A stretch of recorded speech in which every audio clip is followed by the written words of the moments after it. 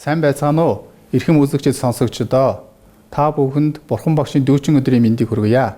Өнөөдрийн тусгай дугаараар Америкийн нэгдсэн улсаас Монгол улсад суугаа онц бөгөөд бүрэн эрхт элчин сайд эрхэмсэг ноён Micheal оролцож байна. How are you today? I'm very happy to be here. Thank you. Thank you. Thank you for accepting the invitation to our interview. Today we are going to talk about the history of relationship and human societies and religion. It would be interesting to hear from you about your hometown, how you grew up, or your family, so on and so forth. Would you mind if you were to share with us your story? Sure, very happy to. First of all, I will say I've been in Mongolia for 2 years with my wife, and we love it here. It's a fact. But I'm from New York City originally, so from a big city, and I've spent quite a few years in the State Department, in the U.S. Diplomacy, world of diplomacy. I've served in many countries, and everyone has been fascinating. But for me, I have to say Mongolia is really one of the high points, I think I would say. And there's many reasons, and many of them actually have to do with culture and traditions of Mongolia, which I think we will be discussing. So just to add, we have 3 children, and I'm so happy that I hope this summer at least 2 of them will come to visit us. And when they come, we will definitely bring them to various historical places and natural places, but also I love, as you will hear probably, I love going to monasteries, to museums, and I will definitely take them. So that's another part of my existence that's very important to me and might be of interest for our discussion. Interesting. We spread smiles, unity, and human morality in society. People like you are an example to us. That is why we invited you for a podcast. Thank you. You are very active in community service, planting trees, visiting museums and temples. Right. Can you tell us about your recent work? Sure. Everything you describe is things that I have been doing. Of course, during lockdown, it was a little more difficult to do many of those things. But it's because I find this place so fascinating that I go to all those places and I seize every opportunity to understand your country more.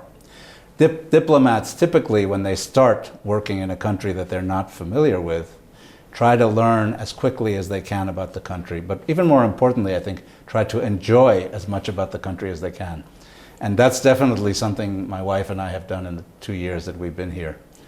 So I, for instance, love to go to Mongolian museums because your history is so fascinating. And of course, much older, I would say, than American history in some ways. But it's something that I love learning about. I read a lot of Mongolian history, of course in English. Unfortunately, my Mongolian is not at any level yet to speak it very well. But and I love visiting monasteries, and I've done that really throughout the country. And I take pride in being in many monasteries in Ulaanbaatar that sometimes even Mongolians are not familiar with. So sometimes I surprise my Mongolian friends and colleagues by saying, "Oh, I went to this monastery," and they say, "Where is that?" So I do really very much enjoy it because they're beautiful, but also because they're historically rich. The tree planting opportunity was something I could not resist, and that's because at the Choijin Lama Temple, they were doing a renovation. It's become a very beautiful exterior. It's always a beautiful temple, but they've really renovated it in a wonderful way. It was done, by the way, with the support of the Arts Council of Mongolia, of which I and other diplomats are on the board, and other people as well. But it's really quite successful effort, and part of that effort, of course, a small part, was planting trees. So we were all very honored to plant some trees right at the outside. It was a great experience and a great event. What was your first impression in Mongolia? Mongolia was very new to me. I know Asia reasonably well, but the culture here is different than in other countries where I have lived and served.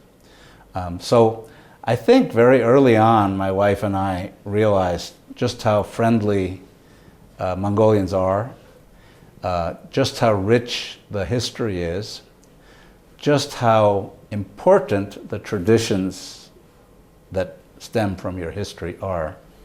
And that's something we experienced wherever we went. We visited very early in our assignment here herdsmen, Malchin, in various parts of the country. And I have to say, the first time we went to a real ger, it was a real experience for us.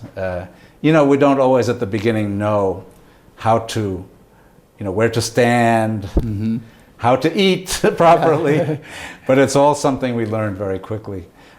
We had to learn, for instance, how to accept the snuff box, because it's not something obvious to somebody who's never done it. And so, of course, we quickly learned that, and that's one of those traditions that we think is wonderful. But for me, this was the first country that was predominantly Buddhist. I have served in countries where other religions are the predominant religion. So that was a really, another really wonderful aspect of being here, was learning about Buddhist theology, traditions, culture. And that's been a very rewarding part of my life here, I have to say. Today is Buddha's birthday. Right. What is your personal experience related to Buddhism in Mongolia? I've actually met a lot, of course, I've met a lot of Buddhists, and I've asked many of them about how they, you know, how they conduct themselves when they're in temples and so forth. But I know that the Buddhist religion is a long-standing and very rich religion. I'm very fascinated by what we call the iconography of Buddhist temples. And that comes from the fact that when I was younger, I had an uncle who was a professor of art history. And he taught me this idea of iconography, which is to say what various symbols mean. And I've been asking a lot of people when I visit the Ganden Monastery and other monasteries, I've asked them, you know, what the various symbols mean. And it's really fascinating for me to find out. But I know this is an important holiday for the country. People will be celebrating it in different ways. In the United States, by the way, there are places where we also celebrate this occasion. Our population of Buddhists isn't particularly big, but of course, in a country which appreciates all religions, I think my country really does appreciate every religion and allows all religions to thrive. Of course, there is a thriving Buddhist community, and certainly they will be celebrating it in some of those locations as well. In fact, I live in a part of New York City that has a Buddhist community, so I like to wander over there when I'm in my home, when I'm at home, and it's not so much Mongolians, but it's other Buddhist nationalities, shall we say. But it's fascinating for me. So we know this is a big occasion, and my wife and I really value it. It's wonderful. What do you think about the similarities between Americans and the Mongolians? Yeah, I think one of the reasons that we really enjoy being here, one of the many, many reasons, is because Mongolians, like Americans, have this real spirit of valuing their democracy, valuing their rights, being able to express themselves freely. That's not something that happens in every country. But also valuing religious freedom and religious diversity. And you know, that's part of it, I think, is why we, you know, the experience of Buddhism. The United States is well known for respecting freedom of religion. Exactly. Freedom of religion. Yeah. What is your opinion on religious freedom in Mongolia? Yeah. Well, I'll just start by saying in the United States, that is really one of the priorities and something that Americans value very, very deeply. And interestingly enough, it goes back to Thomas Jefferson. Thomas Jefferson was said to be influenced by Genghis Khan, by the Secret History. And in fact, there's a volume of the Secret History in the Library of Congress, which I think you know is the biggest, really the biggest library in the world. So there's a copy of the Secret History there.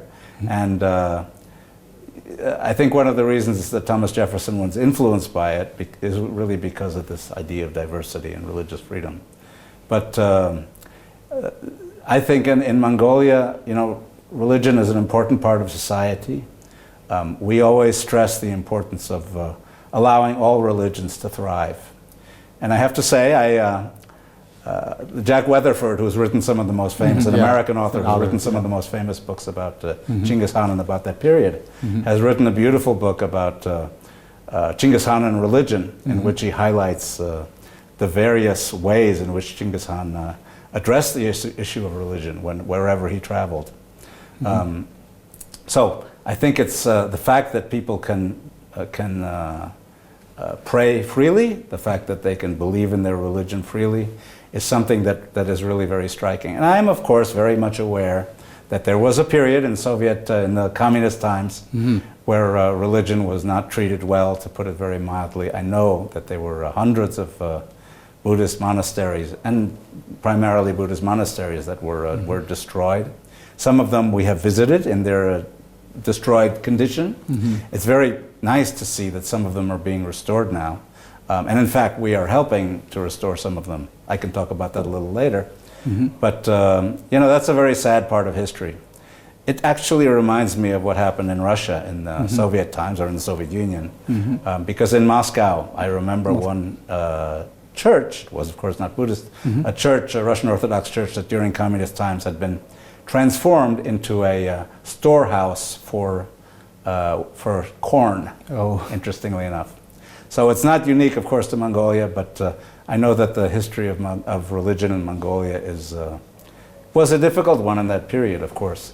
And it's wonderful to see that Mongolians are so resilient, and that the freedom to worship has returned, and that people are experiencing it and exercising that freedom everywhere throughout the country. So really it is true that learning about the history of Mongolia, including the difficult communist period, is something important, and I think it's something I always, you know, tell people about, Americans about Mongolia, is this amazing history of resiliency. There have been some good books about that. For Americans, I think probably the best one is The Green-Eyed Llama. I think you know that book.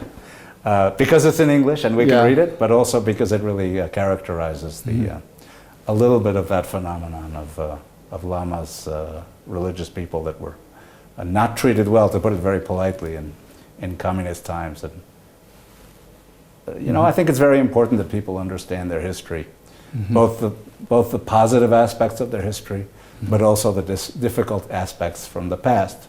Partly because by doing so they value what they have now, but also partly so they won't make any mistakes like that in the future. I think that's true in every country, but I think it's very true, of course, in Mongolia, because there are some lessons to be learned about the value of religious freedom and religion. And that really strikes me about your country. And that's true.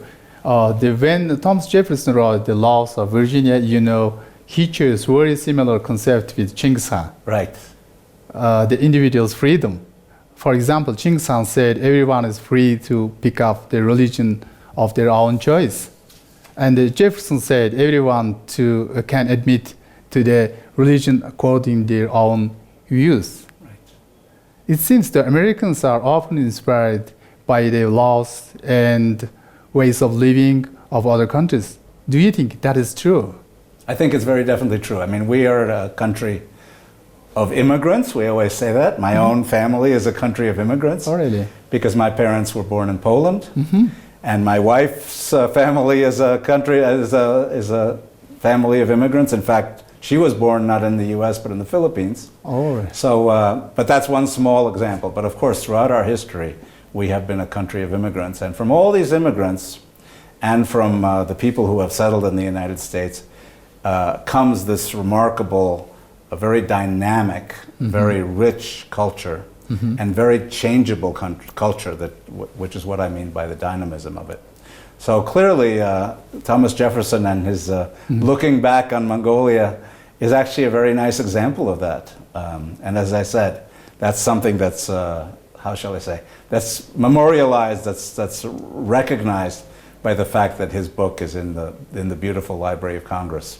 I have seen where the book is placed on the bookshelves. I think you've probably been there too, and it's really a nice experience to see that there. But it's really great. So yes, the United States really is a culture that brings together the strengths of many other cultures. It's interesting because Jack Weatherford's other book, the sort of the first book that he wrote, really describes Genghis Khan as bringing together cultures from the various places where he traveled, where he conquered in many cases, right? And bringing them back to what was then more or less Mongolia, and creating this kind of rich linguistic patterns, writing patterns, and so forth. So I think it's true of many countries, obviously. It's certainly true of the United States. And I find it fascinating in Mongolia as well. But it's also interesting that even as Mongolian traditions, and I'm very struck by the strength of Mongolian traditions, even as Mongolian traditions are very strong, I see, particularly among young people in Mongolia, the opportunities to travel abroad, including to the United States, and to come back and bring back some of the lessons from those other countries.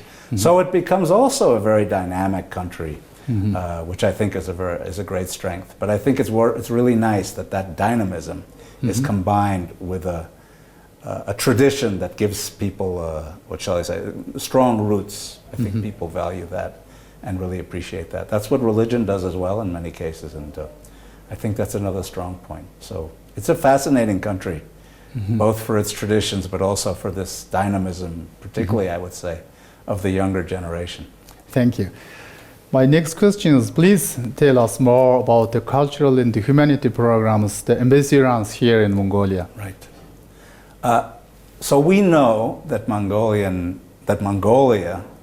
very much values its cultural roots, as we have already been saying. And we have many programs to encourage that, to strengthen that. And I think the one we're most proud of is what is called the Ambassadors Fund for Cultural Preservation. So the Ambassadors Fund for Cultural Preservation is a State Department program that allows us to contribute sizable amounts of money. I can give you some examples, but it allows us to contribute to various aspects of a country's culture. And in Mongolia, it's very interesting how many of them have to do with Buddhism for obvious reasons. So, for instance, Amarbayas-Galant Monastery, we're very proud that we were able to fund, I will find you the numbers, but we were able to fund the electrical system and the fire system. You know, that's not something necessarily visible when you visit Amarbayas-Galant because it's in the walls, right? But it does protect that beautiful monastery from the dangers of fire, of thievery, perhaps, and that's something we're very proud of. We too have now contributed to. So it's a $1.3 million program so far in Mongolia.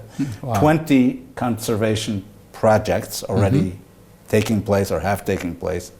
And I would just say that it's kind of rare for one country to get that many of that kind of program at that level.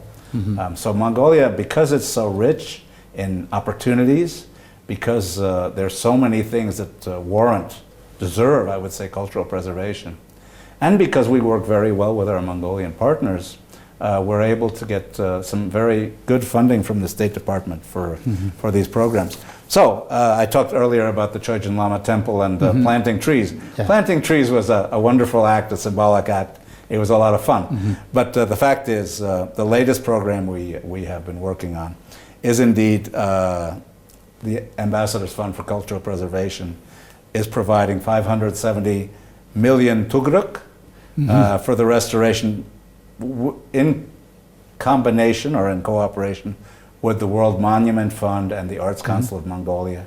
And it's for the Yadam Temple, which is one of the beautiful temples. Oh, Nadam Temple. Yadam. I think Yadam Temple. Right. Yes, in Chogyam Lama. It's in the back, right, of the Chogyam Lama Temple. So it's one of the more beautiful ones, and it's one that really warrants some cultural preservation. And we're very, very proud that that project will be, fully started very soon. And that it'll be another contribution, along with what's already been done in Chögyam Lama Museum Complex, to making that complex even more beautiful than it is. I go there a lot because I live not far from that Chögyam Lama Museum, and I'm always admiring how beautiful it is. So this program was done first by bringing an American, very prominent American expert on cultural preservation to see what needed to be done. He was obviously very impressed by the beauty of the place, but he also saw where there was a good need, a significant need for cultural preservation to fix the various aspects of the building that really needed fixing, that needed reconstruction. So he came. He gave us some very good recommendations, and with those recommendations in hand, working with the management of the Chögyam Lama Museum and with this Art Council of Mongolia, with which we have a great partnership, we were able to craft a program that really will be, I think, will have a very significant effect on that building, and therefore on the entire complex. We've also supported the Zanbazar Museum, which is really one of my favorite museums, particularly because of its beautiful Buddhist culture. Sure. And various others. Amar Escalante, again, that was another Arts Ambassadors Fund for Cultural Preservation project. So there have been a total of 20 projects. Oh. It's important to stress that not everyone is focused on Buddhism. For instance, we just are working now on a project with the same fund for textile preservation. Mongolia, as we see in a couple of museums in the city, has very ancient, beautiful textiles, but they obviously, because of their age, they need to be preserved, and American museums have a real specialty in preserving these kind of textiles. So we've had some Mongolian experts on preservation of textiles go to the United States and share best practices, as we love to always call it. In other words, learn from one another how we would preserve them. So that's one of the main things we do. We also greatly admire, and some of my colleagues are even learning how to write in Mongolian, in Bichik, right? Oh, Mongol Bichik. In script, right? I have not been so brave yet as to do that. I think it's a very beautiful thing. In our house, for instance, we have several beautiful examples of Mongol Bichik. Oh, really? And but it's nice that my colleagues are actually American colleagues are actually learning this. So I'm very proud of that. But again, that's another one of the many, many ways in which we, recognizing how important culture and traditions are to Mongolia, are trying to be supportive. Because to put it all in a little more context, for the United States, it's very important that Mongolia be independent, be sovereign, be successful economically, and be democratic and free and have a strong rule of law. And those are all very abstract concepts, but the fact is that something like cultural preservation and appreciating the culture, the roots of this country, contribute tremendously to that, to all those qualities. And that's why, in many ways, that's why we're doing it. It's partly because we respect the culture here, but it's also in part because we understand how important it is to your country's future. So that's why we, in many ways, why we do that, and why we're very proud that we can do that. Okay. For us, Mongolians, America is the third strategic partner. That is why how we consider the United States of America. Even the strategic partnership between the United States and Mongolia was officially declared in 2019. So please share with us your current cooperation with Mongolia. Yes. Yeah, thanks for that question. I was there, I was present actually when the strategic partnership was signed. So it's important to put it a little bit in context as well. Our relationship, our two countries, has been very, very strong ever since Mongolia, on the one hand, chose the path of democracy, rule of law, freedom, but also ever since there were diplomatic relations between our two countries. The relationship has always been very strong. And I think the strength lies ultimately in the fact that you are a democratic country, you chose the path of democracy. And I think, Americans very much value their own democracy, our own democracy, but they also see democratic countries as partners that we value and we want to support. In other words, the strategic partnership of basically 2 years ago is the latest step in a progress, in an expansion of relationships. But you're right, over the past 2 years, and I feel very lucky as ambassador to be here in this time of expansion, we've expanded that relationship tremendously in many, many ways. So supporting culture is one of them. Obviously, I mentioned some of the cultural preservation programs that we do, but that's only one part of the overall picture. So we're doing a lot more in terms of supporting Mongolian democracy and good governance. We consider that vital, and again, it's important to stress, that doesn't mean that we think we have all the answers. We know that we too have the same challenges of democracy. Democracies are always dynamic systems, always changing, always facing new challenges, and ours is the same as yours in that respect. But you can learn from one another, and we're using our resources both to learn from you and to share our experiences with you. And one of the best examples of that, and indeed one of the best examples of the strategic partnership, is that USAID, the U.S. Agency for International Development, which is, I would say, a world-renowned institution supporting development in countries outside the United States, has expanded dramatically its activities in Mongolia over the past, let's say, year and a half. So we now have a very lively USAID office in our embassy. We have a very senior, experienced USAID director, and we've been doing more and more in terms of USAID. So that's one area that we're very proud of. Economic cooperation. Economic cooperation is very, very important to us. We want to expand further, and we are working on ways to support things like the Kashmir sector in Mongolia, so that because we recognize how important that is for Mongolia's economic independence and therefore for its political independence as well. So we are working very much on the economic front as well. Even in areas such as law enforcement, over the past maybe year and a half, we've brought over officers from the United States Federal Bureau of Investigation, the famous FBI, everybody I think the world knows what that is, to share experiences with Mongolian police in areas such as fighting illegal drugs, for instance, an area that I think is very important for both of our countries.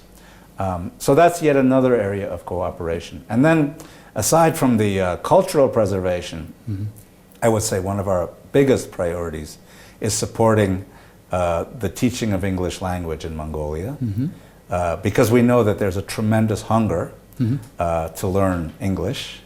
I congratulate you on your English, and we have we know that there are some wonderful Mongolian teachers of English. In fact, just 2 days ago, I unfortunately virtually on computer, because I couldn't do it physically, we gave awards or certificates to 100 teachers of Mongolian who had taken courses, Mongolian teachers of English who had taken some of our courses to improve their teaching skills. So that's another very, very important area for us, and we're very proud that we do that. And of course, we're always encouraging Mongolian, particularly students, young people, to study in the United States. We know that's further than other countries of the world, but we have systems and we have a program to help Mongolian students that want to study in the United States to be able to do that. And we do that online, of course, but we also, particularly when the pandemic is behind us, we have several American corners of the cultural institutions, cultural educational institutions of our country. And they're located in 4 cities, plus in Ulaanbaatar here. In Ulaanbaatar, it's in the city library, near the circus. I know this place well. But it's also in Senshand, in Ufs. I will remember the other ones at any rate. We have four of those American corners, and we're about to have a 5th one because very soon we'll be opening a new American corner in Darhang. So we're very, very excited about that. So those American corners are places where we can do lectures, where we can provide information about America, and do a lot of the programming that I think many, many people are interested in doing. The fact that we have them is important, but when we talk about the strategic partnership, the fact that we're increasing their numbers, I think is an indication, yet another indication of what the strategic partnership has brought to our relationship. And these are very, what I like about it is that these are very practical things. These aren't just theoretical things. It's not just terminology. It's really very practical and beneficial. Thank you for all the cooperation. To wrap up our interview, I would like to leave our last question to you, so you can talk more about something that you would like to share or be heard to audience. Thank you very much. I will begin by saying, as I said at the beginning, it's even hard to say how much I enjoy your country, and I think the cultural and historical and artistic aspects of it, because those are things that always interest me, are among the many reasons that I love it here. The same, by the way, is true for my wife. She's really loves being here and has a wonderful time, but it's a very enriching time. Of course, we've gone through a difficult period in the last year, but even in this last year, we've found it a wonderful experience. When I was stuck at home, for instance, I couldn't go out. You know, interestingly enough, I spent a lot of time reading Mongolian literature in English, because I can't read it in Mongolian yet. Mendoyo I read, and in fact I am rereading right now his book about Danzan Ravja, right? Which I think is a beautiful book. Monk. Yeah. Exactly. So that's another one of those things, by the way, where we provided support in terms of cultural preservation is for the Danzan Ravja Museum. And I was very honored that I was able to go there and see it. But anyway, so I've been able to read quite a lot of literature from Mongolia, which is translated sometimes very beautifully. And it's been a great experience. So I just in closing, I want to wish everybody a happy holiday on this occasion, and say that the United States really stands with you in your respect for religious freedom, in your respect for traditions and culture, and we tremendously value the relationship between our countries and between our peoples. I think that's another important thing, because it's not just governments that are together. It's really the peoples. And so I thank you very much. It's been a real pleasure talking to you, and I hope it's been interesting. Thank you. Thank you very much. Thank you very much for accepting our invitation to meeting with our audience. We really appreciate it. Thank you. Have a nice day. Thank you. Баярлалаа. За ингээд өнөөдрийн бидний тусгай дугаарын нэвтрүүлгийг өндөрлөж байна. Манай тусгай дугаараар Америкийн нэгдсэн улсаас Монгол улс суугаа онц бөгөөд бүрэн иргэд элчин сайд эрхэмсэг ноён Micheal оролцлоо. Баярлалаа та бүгдэд. Thank you very much.